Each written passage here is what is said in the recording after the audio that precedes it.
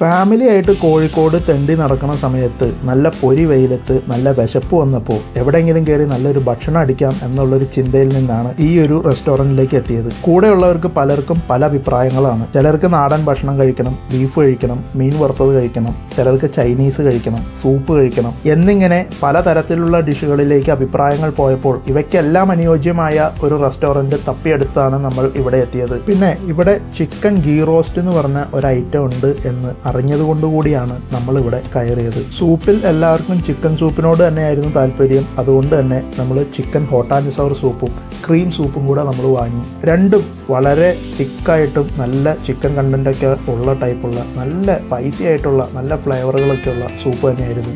നമ്മൾ സൂപ്പ് കുടിച്ച് കഴിഞ്ഞപ്പോഴേക്കും നമ്മൾ ഓർഡർ ചെയ്ത മെയിൻ കോഴ്സ് നമുക്ക് മുന്നിലെത്തി. എഗ്ഗ് നൂഡിൽസും ചിക്കൻ ഷെസ്വാൻ ഫ്രൈഡ് റൈസും പ്ലെയിൻ റൊട്ടിയും നമ്മുടെ നല്ല നാടൻ ബീഫ് റോസ്റ്റും പിന്നെ ഞാൻ മുൻപ് പറഞ്ഞ ആ ചിക്കൻ ഗീ റോസ്റ്റും പിന്നെ നമ്മൾ വന്ന സമയത്ത് തന്നെ അതിൻ്റെ മുന്നിൽ നിന്ന് നമുക്ക് മീൻ വറുക്കുന്ന മണം നമ്മളുടെ മൂക്കിലേക്ക് അടിച്ചു കയറിയത് കൊണ്ട് മീൻ വറുത്തത് കഴിക്കാതെ നമുക്ക് ആ ഒരു ലഞ്ച് കംപ്ലീറ്റ് ആക്കാൻ പറ്റില്ല എന്ന തോന്നലിൻ്റെ പുറത്ത് ക്രിസ്പി ആയിട്ടുള്ള നത്തോലി ഫ്രൈയും വാങ്ങി. നത്തോലി ഫ്രൈ കഴിച്ചതിന് ശേഷം ഞാൻ നമ്മുടെ നാടൻ ബീഫ് റോസ്റ്റിലാണ് കൈവച്ചത്. അത് ആ ഒരു പച്ച സവോളയുടെ കൂടെ ചേർത്ത് ഒരു പീസ് കഴിക്കുമ്പോൾ ഒരു ടേസ്റ്റ് ഒരു ഗംഭീര ഒരു അനുഭൂതി തന്നെയാണ്. പിന്നെ ഞാൻ ആദ്യമേ പറഞ്ഞ നമ്മളുടെ ആ ചിക്കൻ ഗീ റോസ്റ്റിലേക്ക് കടന്നു. അത് ഞാൻ നമ്മുടെ പ്ലെയിൻ റൊട്ടിയുടെ കൂടെ കഴിക്കുമ്പോൾ എങ്ങനെ ഇരിക്കും എന്നുള്ള ആ ഒരു ടേസ്റ്റ് അറിയാനാണ് എൻ്റെ മനസ്സ് ആഗ്രഹിച്ചത്. അതുകൊണ്ട് തന്നെ ഞാൻ ആദ്യം ആ ഒരു പ്ലെയിൻ റൊട്ടിയുടെ കൂടെ തന്നെ നല്ല ചൂടുള്ള ആ ഒരു ചിക്കൻ ഗീ റോസ്റ്റിൽ നിന്ന് ഒരു പീസ് മുറിച്ചെടുത്ത് ആ ചൂടോടെ തന്നെ ഞാൻ കഴിച്ചു. പിന്നെ ഇത്രയും വലിയ പാത്രത്തിലിരിക്കുന്ന ആ ഷെസ്വാൻ ഫ്രൈഡ് റൈസിൻ്റെ കൂടെ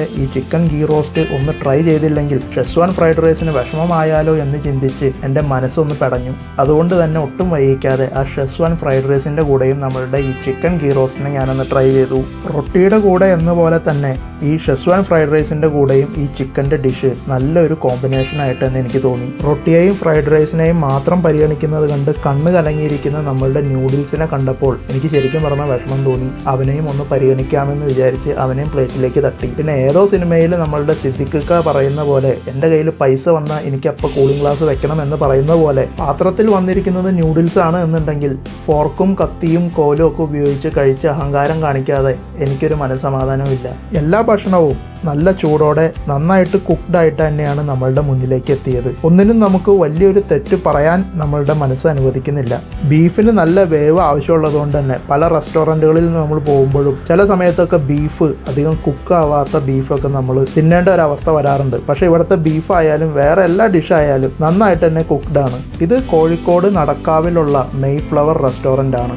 ഇന്നത്തെ ഈ ഫുഡിനുള്ള നമ്മളുടെ റേറ്റിംഗ് 8/10. പിന്നെ എല്ലാ തവണത്തെ പോലെയും പ്ലേറ്റ് നല്ല സുന്ദരമായിട്ട് ക്ലീൻ ചെയ്തു. പിന്നെ ഒന്ന് ദഹിക്കാനായിട്ട് നമ്മൾ അവിടുത്തെ സുലൈമാനിയും പിന്നെ കുറച്ച് ജ്യൂസുകളൊക്കെ ഒന്ന് ട്രൈ ചെയ്തു. മനസ്സും വയറും നിറഞ്ഞു. അപ്പോൾ നമുക്ക് ഇന്നത്തെ വീഡിയോയിൽ ഇത്രയൊക്കെ പറയാനുള്ളൂ. നമ്മുടെ വീഡിയോസ് ഇഷ്ടമാകുന്നുണ്ടെങ്കിൽ ലൈക്ക് ചെയ്യുക, ഷെയർ ചെയ്യുക. സബ്സ്ക്രൈബ് ചെയ്യാത്ത സുഹൃത്തുക്കൾ നമ്മുടെ ചാനൽ സബ്സ്ക്രൈബ് ചെയ്ത് നമ്മളെ സപ്പോർട്ട് ചെയ്യുക. അഥവാ നമ്മുടെ വീഡിയോസ് ഇഷ്ടമാകുന്നില്ലെങ്കിൽ തീർച്ചയായിട്ടും ഡിസ്ലൈക്കും ചെയ്യാവുന്നതാണ്. നമ്മുടെ വീഡിയോയെ പറ്റിയുള്ള നിങ്ങളുടെ വിലയേറിയ അഭിപ്രായങ്ങൾ നമ്മളെ കമൻറ്റ് ബോക്സിലൂടെയും അറിയിക്കുക. അപ്പോൾ ഇതിലും മനോഹരമായ മറ്റൊരു വിശേഷവുമായി നമുക്കിനി അടുത്ത വീഡിയോയിൽ കാണാം. Thanks for watching.